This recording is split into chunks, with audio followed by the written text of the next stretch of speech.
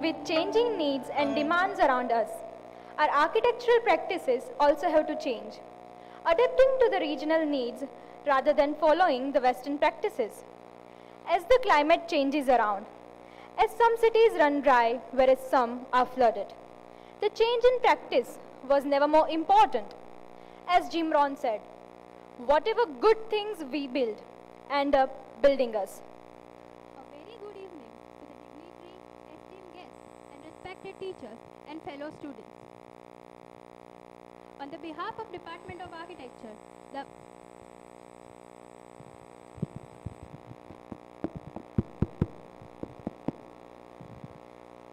A very good evening to the dignitary, esteemed guests, and respected teachers, fellow students. On the Department of Architecture, the Maharaja Sajirao University, I, Mudra Trivedi, And I, Jhansi Sorathia, extend our warm welcome to the 5th edition of Atelier. Atelier is a series of lectures, workshops, interactive sessions, which was started by the Department of Architecture back in 2018. It is a platform for sharing knowledge, experiences, and ideas among the people from the different branches of architecture. This series creates an opportunity to bridge the gap between the academics, professional practices, and developments. Atelier paves the way for the students to widen their horizon.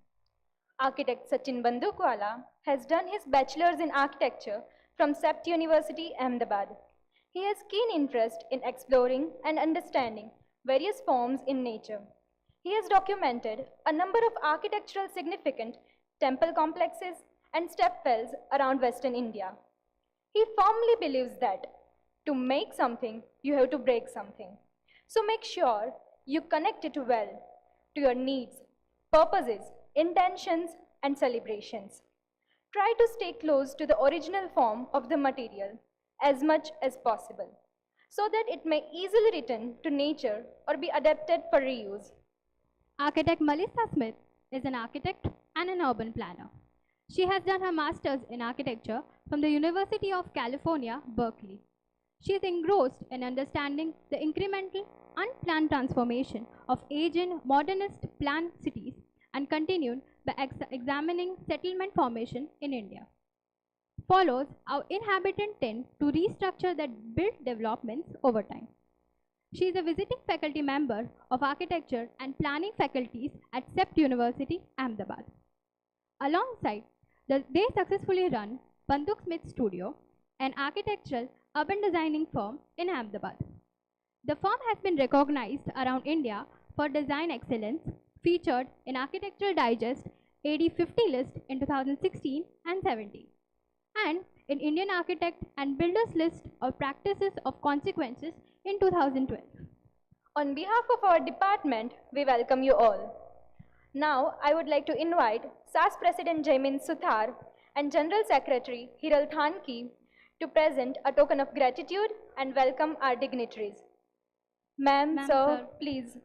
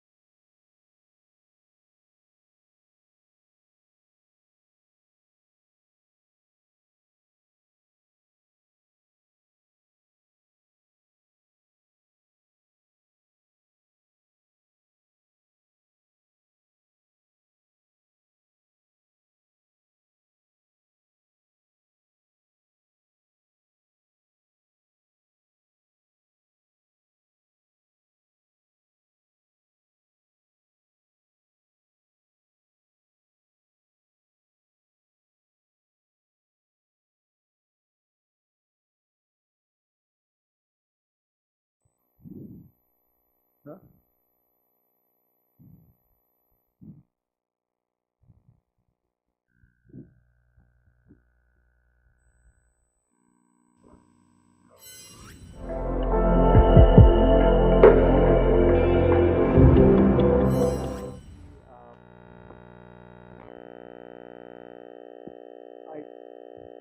I don't know what it means to be attending a lecture on Saturday afternoon. When I was a student, I did a lot of them. I was not a bad student, but I realized much later in life that the easiest way to learn things was to sit in front of somebody who's talking, you know. So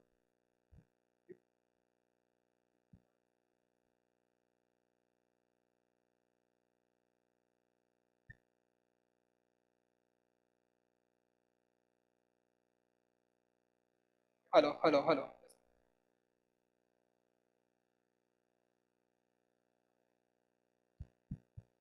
Can you hear me? Yes.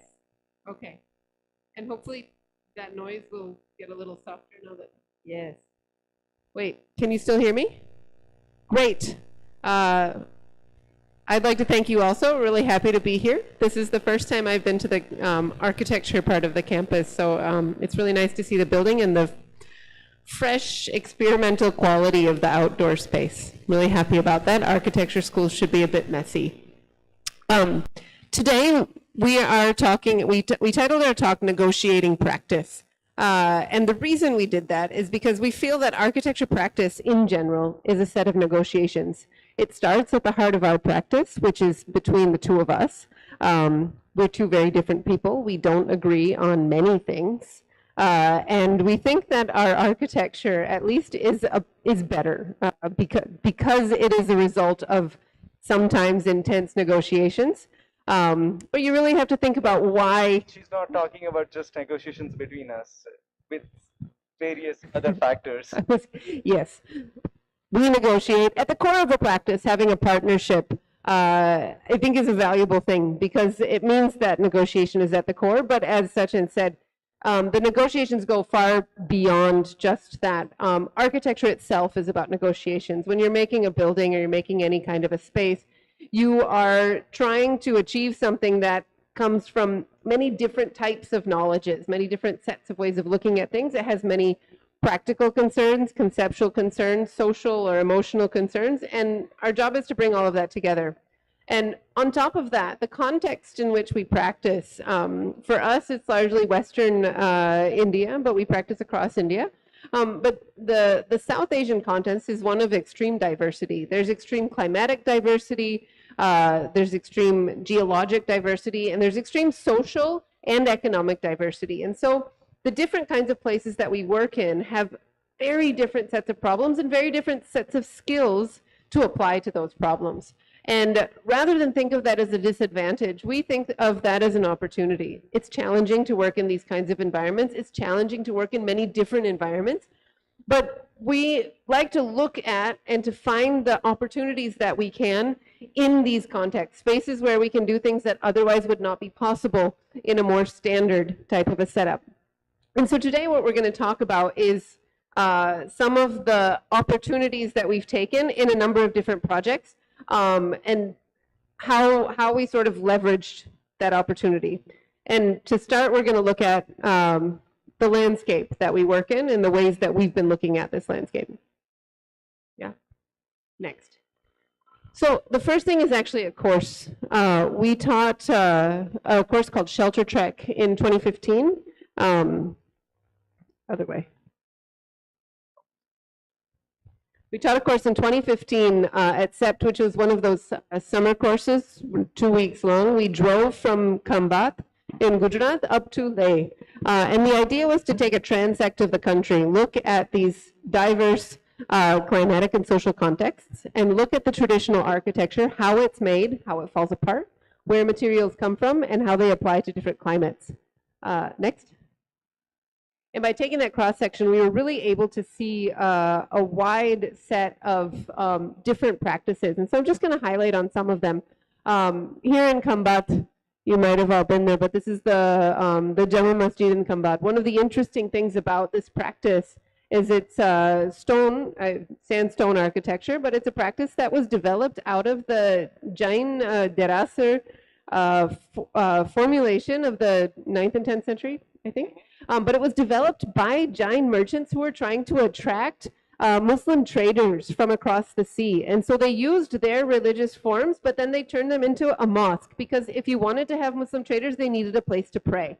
And so they built these beautiful structures using the architectural language that they had and translated it for someone else as a sort of welcoming gesture to invite people, which of course is not just about a welcoming gesture, it's also to increase trade, which is a commercial interest as well. Next. Those were student sketches, by the way. Yeah, these are all student drawings along the side. Next slide. Then, as we were traveling, we moved across the desert in Rajasthan, and some of the things that sort of jump out here are these near Dungarpur, the walls.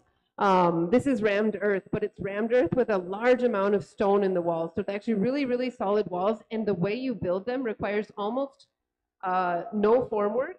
They sort of just pile the earth on. It's a really high quality earth that works well. And so this is looking at an unfinished and unplastered structure. All of that is Dungarpur. Yes. And here, this is a little bit further north, actually past Udaipur. It's for on the way to Jodhpur, right? Or Bikaner. Bikaner. On the way to Bikaner. And so this is sitting in the desert with a typical bunga. But what we noticed is the innovation of the guy whose bunga it was, is that he was finding it expensive or difficult to get leather for the ties, which are normally used to tie the structure at the roof. And so he used plastic ties from tarpaulin because it lasted longer when it's protected from the sun. We moved through to Himachal on this trip, and one of the things, so Himachal has a fascinating architectural landscape, it's sort of hybrid. You might have heard of the Kathpuni architecture in Himachal. This particular location in Barmore is kind of Kathpuni. How does it work? It's Kathpuni because it takes on the corners, but it's not exactly the same structure. They build a corner, sort of corner column with wood that braces, but then here there's a cross bracing, which is something that you find more commonly a little bit further north. It's known in Kashmir, where you have a drier climate and smaller trees. So it's a sort of combination, because the traditional Kathpuni requires larger logs. This is a smaller one, and so it becomes a sort of mediation between two areas as a border region. This is also a sort of response to dealing with the weather and the heavy construction material. It's literally just covered with an umbrella, like with a little roof to keep the water. Next. And then finally we got to Leh. I'm skipping a whole lot of things. We spent 2 weeks putting it through, but Leh, you can then see what's interesting here is to see in a place where you have an extremely dry climate and a high elevation, you don't get large trees, you don't get large wood, and so the wood ends up being just for the spans of openings, and it's a much smaller thing, and then the rest of the structure comes from sun-dried blocks, which are dried from the mud of the local region. But just in 2 weeks, we drove across an extreme climatic difference in the country. So the idea here with this was that we wanted to see that how with changing topography, how the geology was changing, and because of that, the nature and the culture, everything, the way it was taking shape, and how that was influencing architecture and vice versa. So it was basically very specific to each region, their material, their construction technology, everything. And somewhere we think that even when we do, modern things, we have to understand how things connect to its nature around and the way people use these places.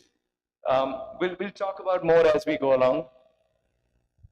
Yeah, next please. So this was kind of continuation of that thought. We were invited to write an article for a book for a Venice Biennale in 2015 or something. 14, and so the topic was that globalization versus local, and what we observed and shared here was that how um, in many parts of the country and world, you see that there are adaptations which are there everywhere. This is one case of brick and tile kiln around Morbi. And you can see what we are talking about is that these structures, they are not perfect if you say, if dimensions are correct or not, if its plaster is correct or not, but as a system, they work perfectly fine. So we shared some of these cases where local knowledge was very important for these translations. Can I just add a note about this kiln? What's really interesting in this kiln, this is a brick kiln, right? So the material that you think is the permanent or the heavy material, the way we treat it in the city, is the brick. But actually, because you're firing bricks, you're firing at such high temperatures, these bricks only last, what did they say, about a year? I think every year they have to rebuild the entire brick structure. Maybe it's a little bit more than a year. But so it's fired so high that they build it and then they keep rebuilding it. Whereas the steel roof on top lasts much longer because it's sitting away from the brick. And so you have this inverse of the relationship of what you think is more permanent and more temporary because of the way they function. And they're totally separated. So we didn't include that image, but there's nothing, it's just one steel structure and then the other structure sitting inside. So as you tear it down and rebuild it again, the other one doesn't need to change. So it becomes clever. The structure under the roof is entirely made of brick. So brick is not something that gives up, but the mortar is the one that gives up. And so after, like, every year there is extensive repair, and then every few years they have to rebuild the whole thing. This is another crazy adaptation that we had observed somewhere in Madhya Pradesh. It's sort of a traditional column, but it is made of mild steel 6 mm bars. Okay, and the idea was that if we say that historically these stone columns, they were carved and they were morphed into something more than a column. This was an interesting adaptation done in mild steel. Next, please.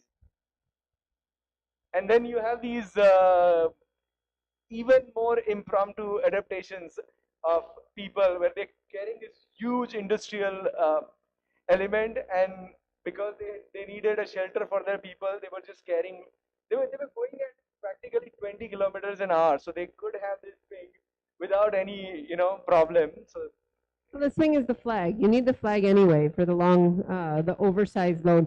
But I think this really epitomizes the kind of situation that we're working in. This is a highly precise pipe that's been made, right? It's machined. It's going to function perfectly in an industrial setting. But then to transition to transport it, you have GI sheet wrapped with a pretty crude cement on it, and then you take your flag with somebody to watch the back who can literally sit there, right? So these things are, we don't necessarily need to, we don't need to romanticize them, but we also don't need to pretend that they don't exist. These incongruences exist throughout our processes. And that's just a clever drain with a fruit juice guy. Everywhere we have this issue in these laris that how do they keep it clean, and so this was one very simple innovation that we observed, is that entire lari is covered with one plastic sheet, and because it has this rim, it was easy to kind of slope it at a one point, and you can see that there is a drum underneath which receives the water.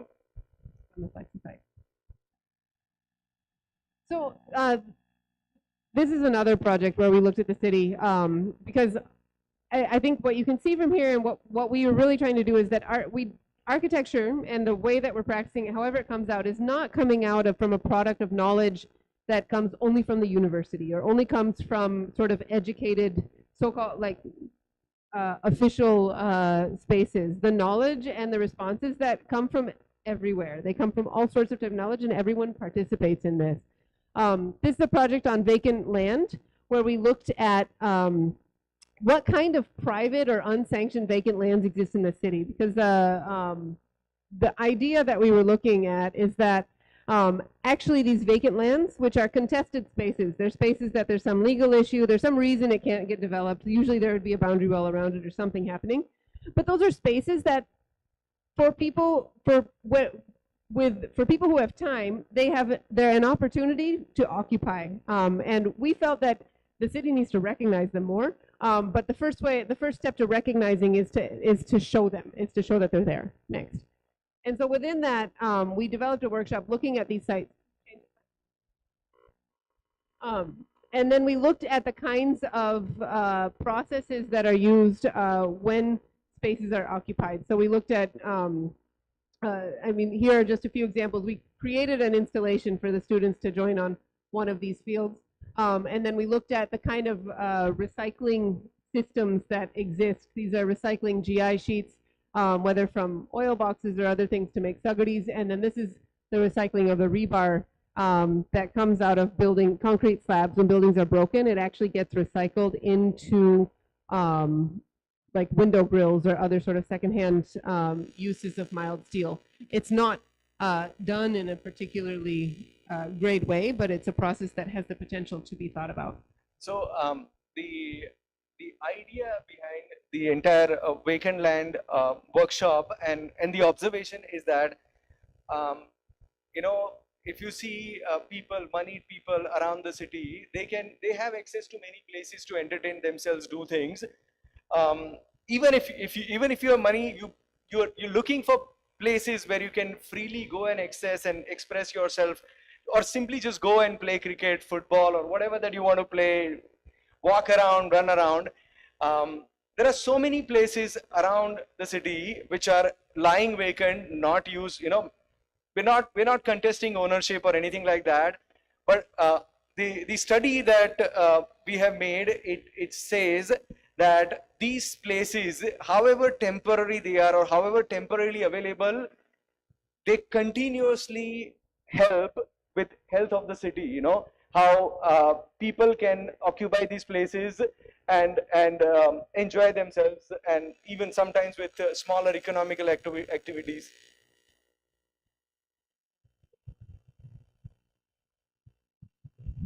So now we'll get into some of the projects that we have which are ongoing. We're going to talk about a bunch of different types. We work in many different scales, from urban design to architecture, interior, and furniture design as well, depending on what's required, because we think that attention to systems and celebration of materials can work at many scales. So in urban design, one of the things that we're working on is a series of projects in Mandvi, Kutch. This is a public project we're doing for the Nagarpalika there. And all of the projects are cobbled together from a series of grants. The Nagarpalikas are small. They get grants from the state and the central government, mostly from the state, but those grants are not big. And so normally what happens in these spaces is that when you get the money, you make a project, and then you get money, you make another project. And so what we've been doing in this town is saying, rather than just build for each project, let's think about the whole area, and then as we get the money, we can complete projects in phases. And so all of these projects are centering largely around the public space and the reservoir of Topansar Lake, which was centuries old. It's around between 500 and 600 years old reservoir, adjacent to the wall on the edge of the walled city in Mandvi. And so this reservoir exists. There are wells, percolation wells inside it, and then it's connected to the river by a canal, and then there's neighborhoods around it. So all of our projects are centering around this, but then this has become an anchor for a number of different projects addressing different needs in the city. So just to kind of give the context, if this is Topansar Lake, this is Bay of Kutch, Arabian Sea. That's a river, and the old city, fortified old city is here. more than 50% of the fort wall is still existent. That is the lake, which is right along the fort wall. It receives water pretty much from these areas as well as partly from these areas. A lot of the water from the old city naturally or now artificially is drained into the river. There is no way that water can go into the sea directly. It has to go through the river. That is how the terrain works, because the mound here is high enough, higher than this area. These are some of the newer areas. If you see all of this, these are some of the newer areas which are getting developed, and they have no choice but to drain water towards this lake. So some of our observations and solutions, they sort of stem around this lake.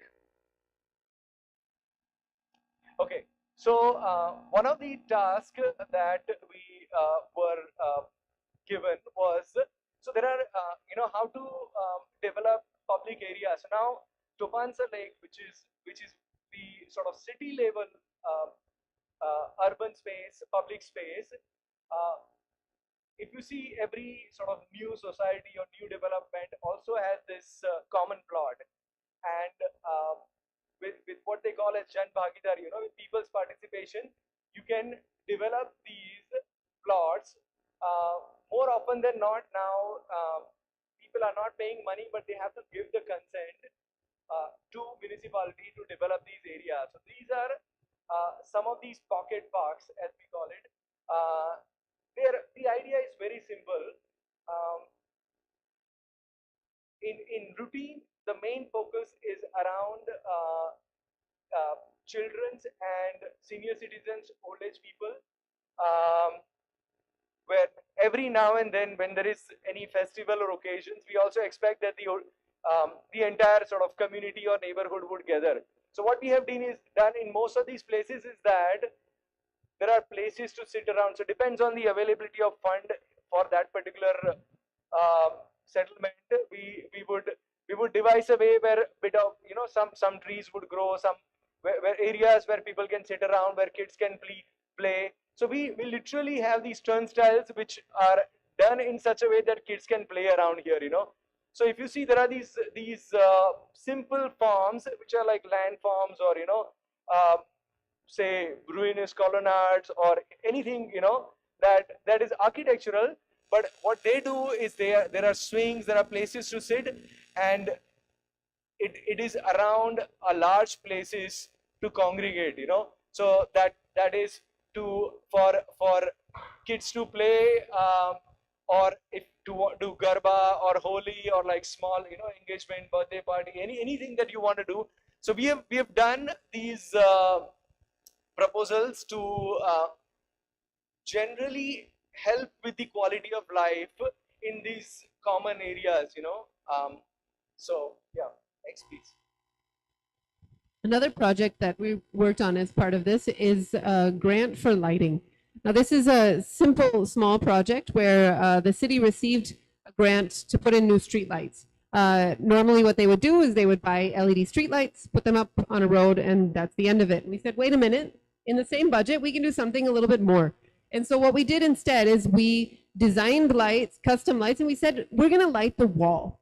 The Mondi's wall is contested. It's a wall that was until the earthquake, it was actually almost 100% standing.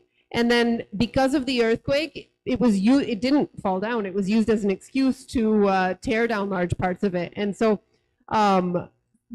many of the areas are in disrepair. They're dark, and so people don't go. And so we said, rather than sort of hide that, let's use the lights to light the wall, and then the wall becomes the anchor for the public space. And so we uplift the image of the wall in the eyes of the city. And so these are some images of the lights that have been completed along the wall, which is now an area where people actually go in the evening for evening walks. Yeah, next. So that's the Topansa Lake that we showed you in the plan. It's an old lake. It has these wells. So as we know that traditionally there was not much water in this part of the state, and once the lake runs dry, people were digging wells to take the water out, and so these wells are made by wealthy people of the town, and every sort of wealthy family, they got these wells made in the lake. So that's bit of the context. You have the old fort wall, you have these wells, you have old trees, banyan trees. So the projects that we have done around here, one of them is This is under construction. yeah. We have what we did was, so there is issue of this water being stagnant, and all the fish is dying, bad smell, just basically, like, other than monsoon, you feel that the lake is not really helping with the public space. So what we are saying is that we need to circulate the water, and we also need to make sure that it is something that remains as people's public space. We have done projects, other project in other 3 parts of this lake. This one is the 4th side of that lake, and so the idea was to complete the promenade and make a walk complete around the lake. To do that, we have done this series of wetland with riparian plants. So idea is that it's done with the earth from the lake, and idea is that you throw the water in this, as part of circulating the water, and while we are creating these wetlands, we also have given some support to the foundation of fort wall, which is getting exposed. So we proposed to restore the fort wall. We proposed to create the bund, and the retaining will be done with wetlands.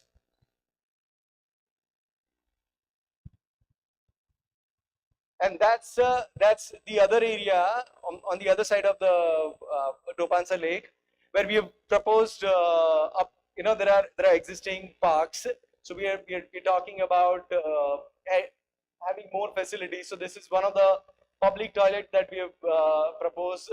These are ghats that we are refurbishing, and that's a jungle gym. So that's the kind of structure that.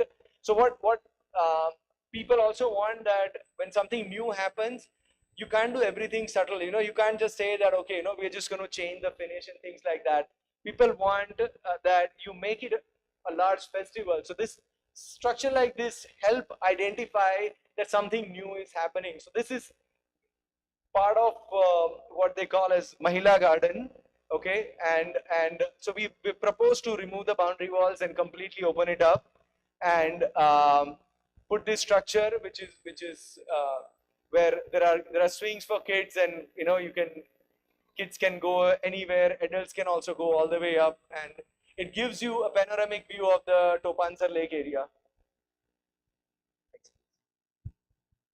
And so on the west side of the lake is a stretch of road that we are saying we will make place for people to walk, sit. There are swings, there is a bicycle path, and then there are planters.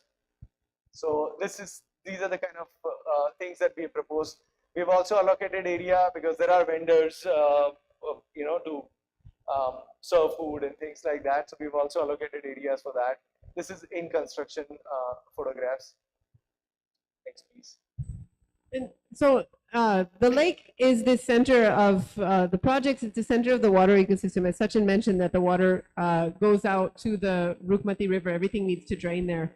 And one of the other projects that we're working on now is 2 things. We're trying to solve some of the infrastructure issues related to water.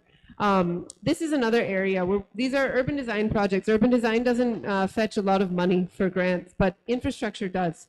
Cities get money to fix their infrastructure, and actually the cost of fixing the streets or fixing the public space above that infrastructure after you've dug it up is very little relative to the cost of the infrastructure. So one of the areas that we're working with them here is to use money for infrastructure, and then as part of that project, make sure that we design the public space that's getting put back anyway better on top of it. And in this, go ahead. So the issue that we are trying to address is in this project is there is a canal through the city. Okay, one of the main arterial road here, which is technically a state highway, but it's actually an internal road between the new part of the city and the old part of the city, and along that runs this canal. Now the role of this canal was to take the excess water from the lake to the Rukmavati river, okay, and over a period of time, what they realized that people have occupied this part of the city as well, which is in fact much lower than the Topansar Lake. So what happens every monsoon is that this area floods, okay. So what we have, when we did the survey, what we realized is that when the lake overflows, it overflows not just in the canal, but it also overflows in this part of the city. And so what we propose is a kind of a wall which stops the water of the lake to come on the settlement side. Instead, we are saying that that's the wall which will house the pump, and we will gather water in what they call as Chota Topansar. We will gather the water, take it above the wall and infrastructure in the Chota Topansar, introducing some of these elements, and we are refurbishing the entire canal, removing the drainage pipes and actually covering it so that there is no garbage thrown, and making it a very nice promenade along the road so that people can walk. So now I want to talk about some of the architecture projects that we've done and the sort of the approach that we had to take to get these done. This is a commercial building that we did in Palanpur. What was interesting here is that first we had to we made a fabricated screen. Now the commercial building is facing southwest. And so you had, it's a terrible facade for all of the sun to come in. And so what we did in the design is we made a stepping screen that stepped down from the eastern, like northeast to the southwest, so that while still giving visibility to all the shops, you would get increased sunshade as you move towards the openness. But by doing that, we created something that was way more complicated than any of the local fabricators had ever worked with. And so when we gave them the drawings, the sections, plans, they said, I don't know how to do this. There's too many. Like you've got different sections every 3 meters.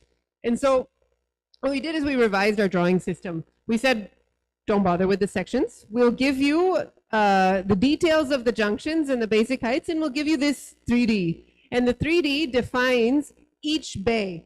So rather than seeing all series of different sections, we gave them each the green, and we color coded them with the other drawings. So the green, orange, mango, I think green, yellow, mango, orange, and red were each of those color sections. And so we explained how those work and then just defined how the junction has to happen. And once we did that, simplified it, made it a system of rules, then the team could work on it. And then they were able to complete it as per the design. So these are the kinds of negotiations and the kinds of strategies that we use to get things built and to kind of elevate the process. Rather than give up on the complex shade and make a simple one, we just made the drawing easier.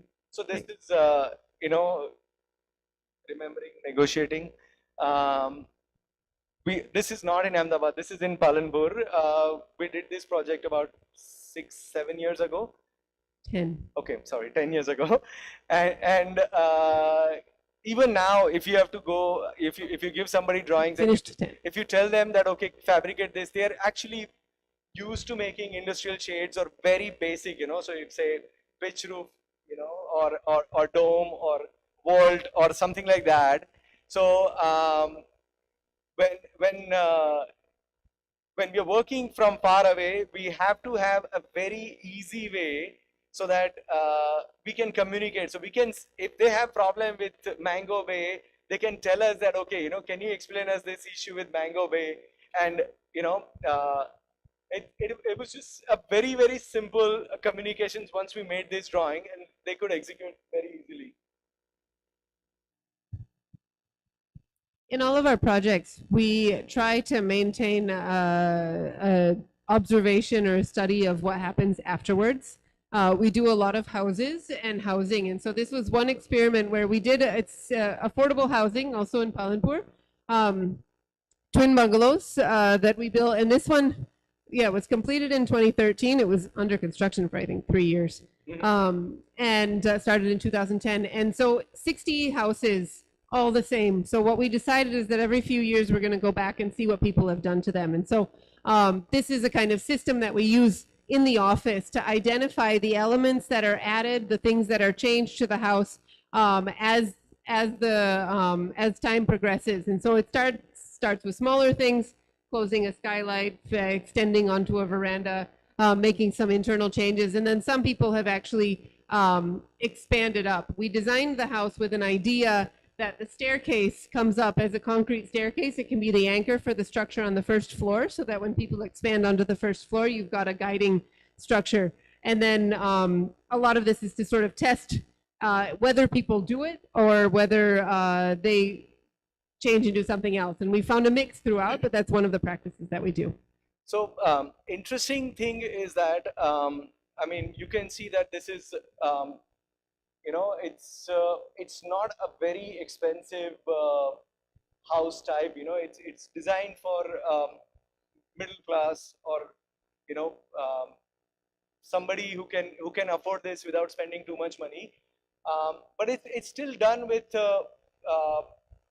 conventional brick and concrete, and it has, so to say, modern silhouettes.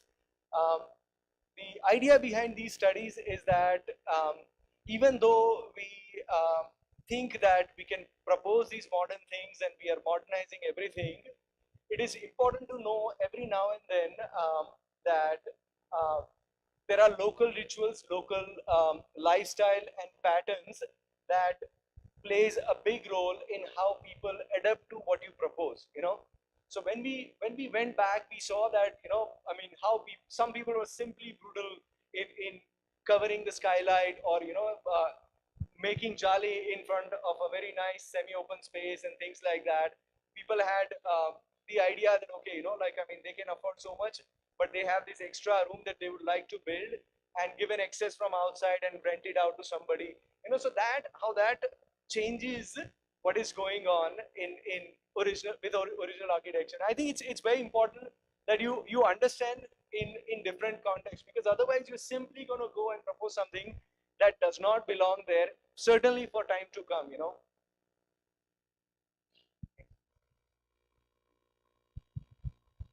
This is a house.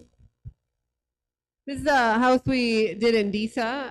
Again, completed in 2014, started in 2011. But what we want to talk about is the veranda and the sort of debates around the veranda and how it got built. The family wanted, it's a joint family that wanted a house that everybody could come together in. And this picture sort of, it's the opening of the house, but it explains how they use it. All the rooms filter into the veranda. Next. And, but getting to that was a different, getting to that was a conversation. So this is the section of the veranda. Disa is hotter and drier than Palanpur. It's also in North Gujarat. And basically the idea behind this is a west-facing house. The veranda sits around two corners, and it protects the walls of the house so that when the sun comes in the winter, it comes high enough so that the sun warms the walls inside. In the summer, the sun stops right about here so that you get shaded walls and the heat doesn't come from the inside. And then the veranda is vented at the top. So all of the air, you get air circulation that goes through, which is really nice in monsoon. But also in the hot summer afternoon, you can shut the veranda and protect it as a sort of buffer space. Protect the inside spaces as a buffer. So then that was the basic idea of how the house should form. But then we needed to develop a structure that worked with that. So it's a composite structure, brick, and load-bearing brick and concrete frame. The concrete frame is really to integrate a steel frame roof that comes and sits on the load-bearing houses. And then we needed to make a very thin slab So we actually have the steel integrated into the slab and then the slab cast between. And that process, so again, designing it was one thing with a structural engineer from Ahmedabad, but then getting it done on site required to get everybody on board. Everyone needed to be, to understand what was happening, to be convinced about it. You know, they're not going to build something they're not convinced about. And so a lot of the site was this sort of debate about how much we need to do, what needs to happen, whether our drawings are good enough, you know, and convincing them that they work. And then finally plastering the roof that went on. So you can see the finished product here.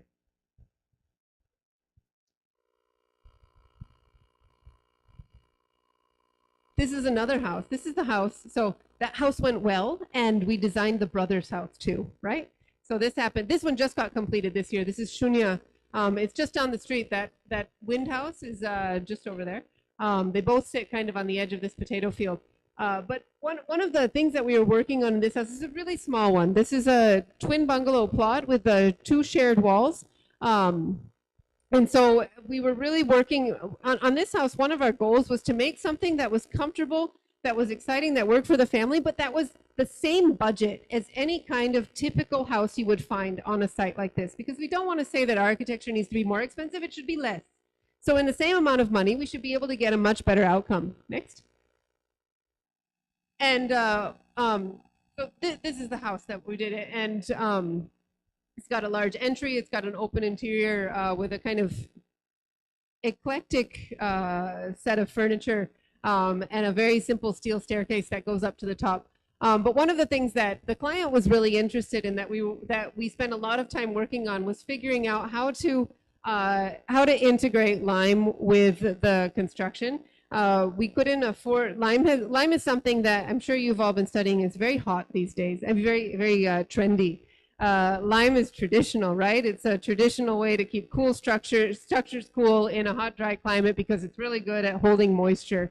But in the last 5 years, maybe 5 to 7 years, lime has also become really, really popular and very expensive. So the labor for lime has suddenly become something that's very unaffordable. And so one of the larger searches of this project was to find somebody who could do lime plaster at a quality but do it at something that the client could afford. And that proved to it. I'm saying that because it's much harder than we expected, and I think that's something that we really want to look at because this is a really wonderful strategy to reduce dependence on cement to create a more comfortable environment, and yet it is becoming out of reach for many people.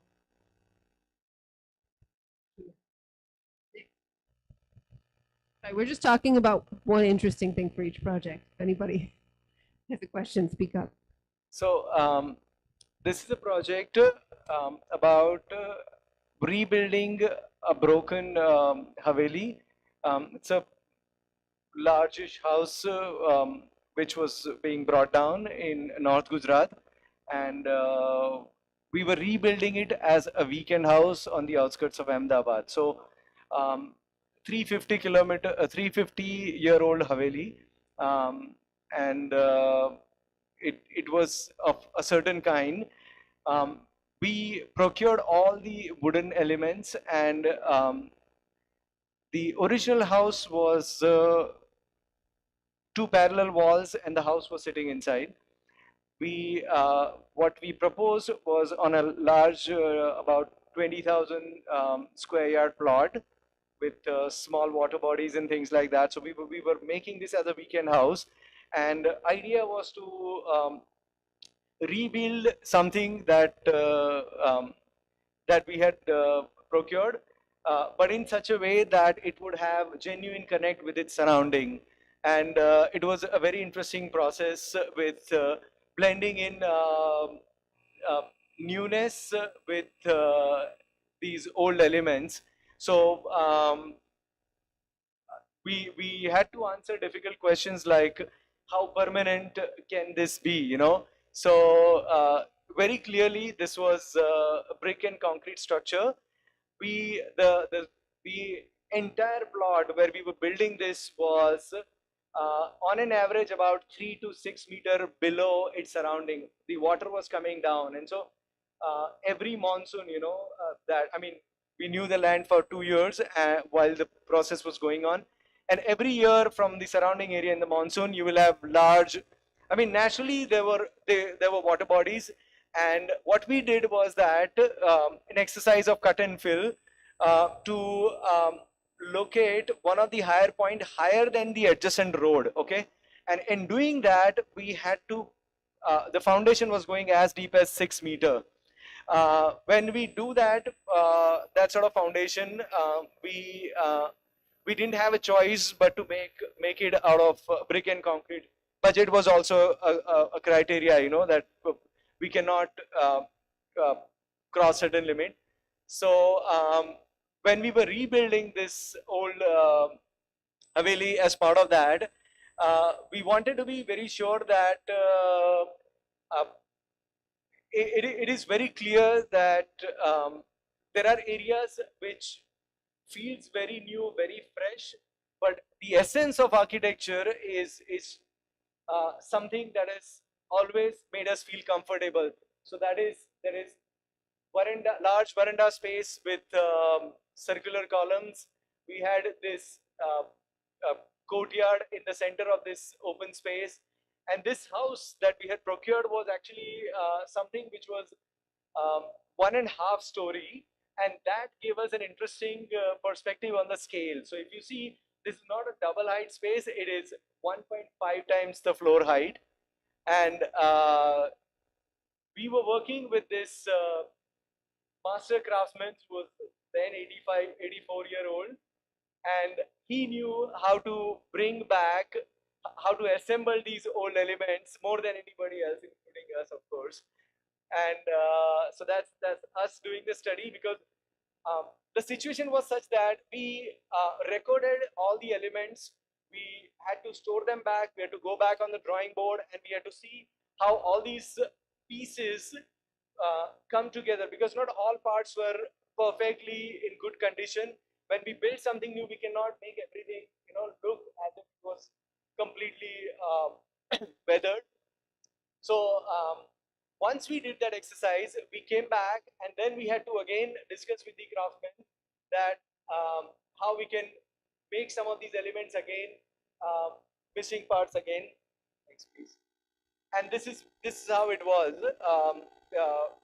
decided. I mean, we decided that from outside we did not want to reveal large part of what was brought together, and then suddenly when you go inside, you'll feel that, okay, this is something that is old. If you see, what we have adapted is we have increased the height a little bit, so therefore the beam, there is a flat beam, which actually gives an interesting release from the courtyard elements to the ceiling that we have done. Because when we adapted the ceiling to this larger space, we did not want the fall ceiling to be sort of dark and ornate. We actually wanted that old wooden ceiling to be floating like this against this ceiling. That's the veranda space that we are talking about. That's the kind of surrounding landscape, and the water goes down to water body here. There's a large water body. There's a water body at the back, and the water recedes on the other side as well. That's the space, veranda space, that you can see. Next, please. This is another project that we did, outskirts. That and this project, I'm not going to spend much time on it, except to say that this is a project for a contractor that we work with on a lot of things. It was built in 4 months. The house was built in 4 months, and it was largely made from leftover materials from sites. So those doors are left over. These doors are left over. We built the module according to the doors. All of the glass that we used from the window there, even some of the steel, the flooring, everything was pieces that were brought together that were sort of bits from sites that he had that we're working on that he was going to use. But the idea was not to make something that aestheticized this recycling, that made it look like it was an eclectic piece that come together. The idea was to make a house that looks like a house and doesn't try to sort of hide behind the beauty of recycled or old elements. Next. but something that's clean, that's open, that's refreshing, and sort of simple. So it's a simple structure that sits around one courtyard, and then there's three areas on the side. There's a living area, and then there's a dining area and a bedroom, and that's it. And even the wood, same thing. The wood is all coming from, it's recycled wood from a site, but it all comes together to one whole rather than something that feels like you pieced it. Next. Tower House. This is a project that has been in our practice for a long time. We completed it the first time in 2015. It was a house that it was an opportunity where the FSI went up. It was a site with an old bungalow, a small site, 12 by 18 meters. So the house is only 6 by 12. And the FSI had gone up, and so the owner wanted to see, can we make a house that feels like a house, but maximizes my FSI, right? He was a developer. So what we did was something that has balconies moving around, a structure with a simple organization, efficient organization, and balconies that keep changing, so that as you move up through the house, your view of the surroundings and your experience of the site around keeps changing. So you don't feel like you're in a stacked, rational project, even though you are, but the balconies allow you to experience it differently. Next. And one of the things, this is one of the opportunities in that project that we were trying to figure out in the central staircase, how to make a jali that fulfilled all of these needs. We wanted a jali that would give enough privacy but would still allow light, that would allow air to go through, because our ventilation strategy relied on the stairwell acting as a passage for air. And but then we needed something that wouldn't allow the rain in, that wouldn't let pigeons come in. Lizards are fine, pigeons are not. Even the small birds. Yeah, even small birds. So right, you wanted there were a lot of requirements, and so what we ended up doing, and then it had to be, affordable. So getting somebody to custom make this thing didn't work. And so what we ended up using was kiln blocks. So we found a guy who fabricates kiln blocks. Now those are usually much bigger. They're 6 by 6 by 6 inch cubes, or 9 inches. 9 inches, sorry. This one was adopted from 9 inch by 9 inch by 9 inch. So the 9 inch cube is a big heavy brick thing, right? That goes in and you put it in the kiln to even out the heat when you're firing things. So we convinced the guy to take it and to just shrink it. So it's custom, but not quite custom. He already knew how to make it. He just had to make the mold smaller. And so instead of 9 inches by 9 inches by 9 inches, this is a 3 inch cube with the same tapering cone. And so then this became something that the air comes through. It's more open on the outside. You allow this light from the inside, and at night you have the light coming from outside, but there's still privacy. And then it was mounted 1 inch away from the floor, so that even when pretty hard rain hits it, it won't go all the way through. The rain will come down the screen. And then it was built by inserting it through a metal frame that stabilized it as it went up for the 2.5 stories that it covered. So that was one of those opportunities. Next. Unfortunately or fortunately, the building changed hands a couple of times. Somebody removed that screen. We did manage to save a bunch of the blocks, and so now we have them for any future project somebody wants. But we were asked back last year when a new owner came and said, I want to, there were 2 owners, and then so this latest owner came and said, I want to make a library. And since you guys did the project the first time, can we rethink it and do it again? Who asks you back to your own project, right? You never get this kind of opportunity in the same new owner, same project.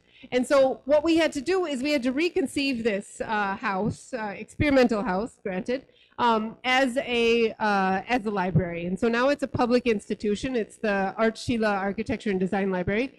And our intervention stemmed around two things. One is a stair and a bookshelf. And what had happened in this building, this is another one of these opportunities.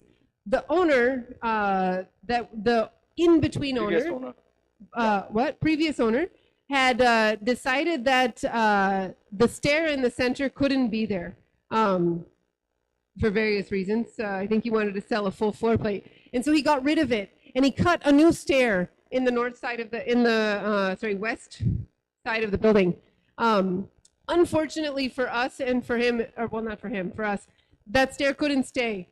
We needed to have a stair in the center next to the lift because it was a public building. And what it meant is that when we did this project, we had this beautiful cut through the entire building where somebody had cut out the slab. And so we decided what better way to use that cut than to put a 5-story bookshelf in. So this 5-story bookshelf anchors the entire project. As you move up through the building, you keep coming back to that bookshelf. And then we also got another opportunity because we had to put a stair back. We didn't keep our heavy stair that was concrete. We put a light steel stair so that the whole floor plate feels connected as you go through. Next. This is looking at the library and the new stair, the lightweight steel stair with the sort of porous feeling that came through. And by putting the bookshelf in the anchor of the building, we created a space where you have these small windows that you can sit in and read, and then otherwise you have the bookshelf that connects you up and down. And I think one of the things, briefly, I'll talk about inserting that bookshelf is a challenge. And that's sort of, you know, talking to students. You guys want to know how to make architecture, so as we talk about. Putting this bookshelf in was something that we had to work carefully with because it sounds really easy, put a bookshelf in with a grid. But, you know, the building is not perfect. Building the brick wall, there's some variation that goes up and down. The plaster changes. The windows are located differently in different places. And so in order to make that bookshelf, we actually had to create a frame first that kind of outlined all of the variations. So outlined the edge, out where it met the column, hit at the top of the beam, up here, that sort of went around all of the windows. And those gave us perfect rectangles where we could then use digital fabrication, water jet cutting, to perfectly cut out our metal shelves, the mild steel shelves, and put them in. And so that process was a process of engaging with the irregular of the building and then sort of combining a handmade and then digital process to put the shelf in that could accommodate all of the books. And then it ended up being a double screen that sits here where the shelves come through, that because that allows us to cantilever far enough to keep the depth for sitting, for books, and even to keep books at the beam level where the beam comes out, and it kind of camouflages it throughout the project. Next. The other thing that was really interesting in this project that I wanted to talk about is the flooring. So we had to, there were some errors, some issues with the flooring. There was a Kota stone flooring throughout the building, and we couldn't keep it for the new project, but we didn't want to waste all of that stone. So what we did is that all of the flooring that we took out of the building, we actually turned it into aggregate and then used it to plaster the public spaces at the base of the building throughout. And throughout the outdoor area. There's an outdoor amphitheater here, and then the boundary wall, and we use the plaster, the remade stones to plaster those areas so that the building, the flooring got recycled throughout. And there you can see the cut in the bookshelf. That's another project. This is, it's a reading room. It's called Swadhyay Reading Room. And it's part of BSF campus near Gandhinagar. So the project had a very simple brief. If you see a lot of, you know, certain class of soldiers, when they are given quarters in the cantonment, the houses are not very big, and their kids, they cannot study in peace, you know. So this particular facility was supposed to create that place where they can come and study. They can, there are also going to be books, so they can come and read other books, refer other books, things like that. It was a CSR project. It had limited fund, and it was something that was supposed to bridge different strata of society. And when they called us, they told us that we have few open pockets in the campus, and you can probably help us identify where we can do this. And we said that there is no better place than being under the trees for something like this. So that's where our process started. We had, including design, we had time of about 4 months to do this project. And so we had to design this in 1 month, and we finished the project in about 3 months. We kept things very simple. Idea was that all you need under the trees, we wanted to just make sure that we are protected from the weather. So we said that we need to have a good roof. The ground was undulating a bit, you know, but we said we need to have a plinth. So this is a very simple adaptation of what we would call as plinth and roof structure. Okay, go next. And this is what it looks like. So if you see that section on the left side, that is the plinth and that is the roof. We've created this mezzanine so that it optimizes the use of the volume that we were creating, and also kind of adds the playfulness. So the idea is that there is no one place or one way to be or be around this space, you know. So you can study outside when on a winter morning. It would be wonderful to sit outside. You can also be inside and feel protected. And we also used geothermal cooling in this. So we're trying to ventilate these spaces from over the top of the roof, and so hot air will get out of there, and using thermal tubes to cool down these spaces.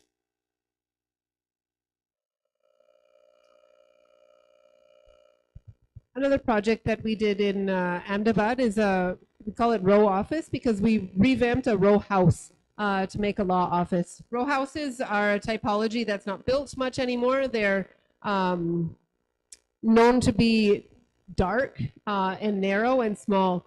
And so what we did in this project is we basically stripped it down to nothing, left just the walls and the slabs, and then we reintroduced steel structure to reinforce it so that we could take a really small dark row house and turn it into a brightly lit, airy office. And in doing that, we doubled the area. Next. So what we did is we took the staircase, we took out the staircase and we reintroduced a metal spiral stair, which then allowed us to create, and we shifted it just 2 feet over from the edge of the wall so that we created a 4-story light well that went from the ceiling down into the basement where the stair travels, and that brings light then throughout and connects all of the floor plates from the basement to the ground floor and then to the first floor, and there's one more floor above. And then where we added steel structure in the front of the building to expand towards the road, everything we added was open so that we would really bring light deep into the section of the long building. Next. One of the ways we did this that we looked at was to sort of work with the vague loopholes in the residential building code, which allowed us to sort of play with the facade and take it out a little bit further than we otherwise could have. Next. Do we have time, or should we stop? Yeah. Okay. It's an old project, but we think it's really a fun project. It's a simple terrace redevelopment project. The terrace existed. It's above a corporate house, and the clients wanted a place where people could gather at the end of the day, during the day, for, a little coffee and something like that. And so what we, in terms of program, what we proposed was this area where people could sit. There's a place where there's a mocktail counter, and there is a place where food can be served. So there's a catering counter. Rest of the area is a place just to hang out.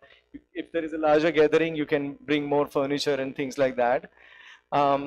The reason why we call this 2x2, because we wanted it to be a very simple construction, something that would not disturb existing leak-proof, waterproofed flooring. And what we said is that let us just build on top of this, and we came up with this system of 2 feet by 2 feet, which was 600 by 600. The tiles on the terrace also existed with that dimensions, and we simply adapted that grid, and we somehow magically manage the anthropometrics of all different areas, which is like picnic benches to bar counter to serving counter. The entire sort of all different elements, they stem out of this grid, and we also had to cover these the leftover columns for future expansions, and so we use them as a way to these columns on the terrace. So we said that let's cover them, and in that process we also okay. we don't have that image, but we created large marble light boxes, which are also bar counter height. So they would also work as tables when you're hanging out around that space. So yeah, that's a crafted penthouse. It's an interesting project. There are a lot more stuff. What we wanted to talk about was that this was one of those interior projects where we adapted many different ideas from different places, and they are one of the construction company. The clients are construction company, so we had scaffolding that was rusting, and we could use whatever that we wanted. So we picked up some of these. We worked with lacquer craftsmen from Kutch and got this table supports made. This was done in Ahmedabad, which is denim capital of the world. And so we have used these denims, different denims, for this TV area upholstery. And that's dining table. The lamp is actually underside of the drum. So Ahmedabad has these dubgars, you know, the guys who skin the goats and use the skin to make drums, and those are the guys who also made this lamp. Thanks.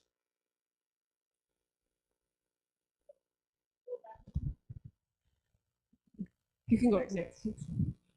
This is a green screen we did for a restaurant. It's a exterior space, and the screen actually was on the southwest side, so it did the double magic of shading and protecting the area from the street, and also because of the drip irrigation system, worked basically as a passive cooling element. So as the southwest wind passes across the screen, it gets wet from the plants, and then it cools the area, so you have a nice cool space right inside to sit, which was great.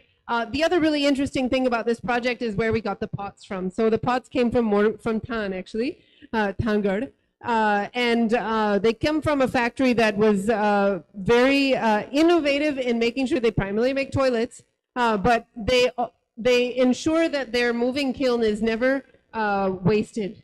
All of the excess space that they use on the kiln, they use for other projects. So these are for Gayo or for Cows, yeah. any of the pots or other small idols or elements, they always fill up the kiln with that. And so these are the guys that we worked with. And I think that's one of the things that is really exciting about working across these spaces. So this is a fancy area. It's a restaurant on Sindhu Bhavan Road in Ahmedabad, which is, you know, hip, but nobody would really think about where the pots come from or how you would make them. But as architects, we get to be part of that process where we sort of transcend between the end user and the place where it comes from, and we can start to connect these things. And I think one of the things that we're interested in talking about, that we're trying, that one of the reasons why at least I enjoy doing the practice, maybe you also, is that it's to make visible these kinds of things, because we all live in the world together. And so really connecting that this factory, which they produce Bharat brand toilets, which is an open source brand. Before open source was a thing, they were doing this. It's free. Plans are available. Anybody makes them, and you would find this in rural, even in urban public toilets in a lot of places, because it's the design is free. And so that process is part of this. And I think the more we can talk about and recognize how integrated all of these places, spaces, and people are in all of our lives, the richer our understanding and the outcomes are going to be. These are two of our furniture installations. It's inspired from Wetland. This was number 2 in the series of Wetland, and this explains the process, how we source the wood, we shape the wood, we further shape the wood, we polish the wood, and these are fabricated elements in brass. So the bottom ones are heavy pipes, and the top ones are solid bars. The bottom ones have a role of taking the support down, the load down. The upper ones are supposed to be backrest, and they are a solid bar, so they have this spring action, so they adapt to your back, and they even though they seem like, you know, straight rods, they are quite comforting. Couple of interesting things that we had to work out was this large size of wood contracts and expands, and so we had to work out this support in these different smaller segments. So when they come together, there is almost invisible gap between them, but they can adapt. So the steel support can move with the wood, and this is how it comes together. Next. And that's another set of insulation that we did.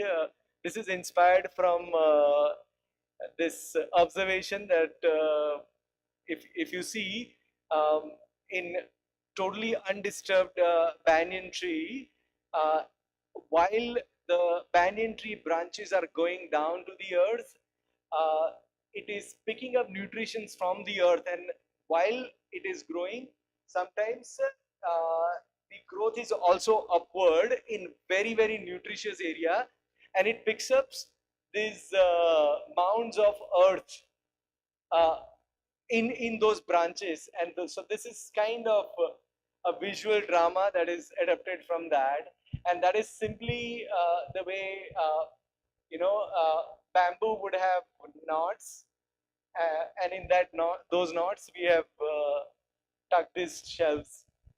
And I think these installations are, to sort of come back full circle from where we started, are the point where you look at the detail. The place of practice, or this place, is a place of simple details. Materials expand and contract a lot. The weather does it, the temperatures does it, the kind of materials they are. And so in this kind of exploration, we're looking at how far can you push that single detail. Like in the bamboo structure, how far can you take one screw detail and make something that's connected out of it? How far can you take a simple form with a single vertical structure and connect it together with the wood? And I think that is where we keep looking in the practice, like how far can we push the boundaries of the system that we're working in, and then what is the outcome and what does it mean? So with that, thank you for sitting through this, and we're done.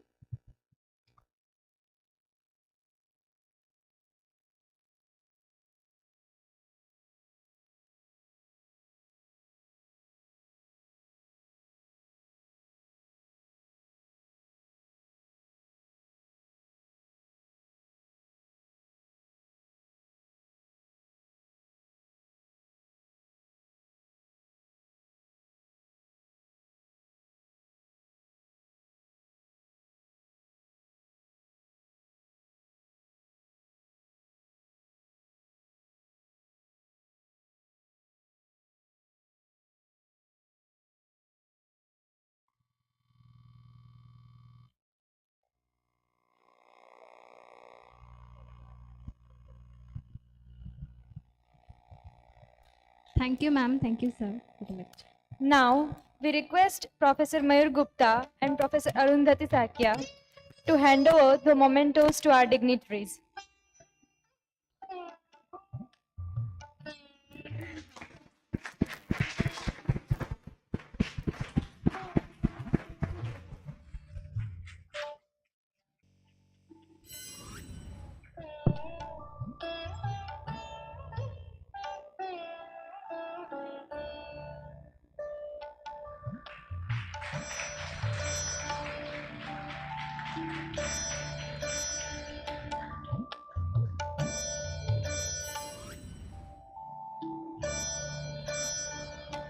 As we are the designers and architects of our own path, why not choose the path of reusability? Change with changing environment around us. Build with what already surrounds us. Thank you, ma'am and sir, for enlightening us with your knowledgeable experience. The upcoming lecture is on 1st October, Saturday, on Sustainable Approach in Redesigning by architect Surya Kankani from Kankani Associates, Ahmedabad. So please join us. Thank you.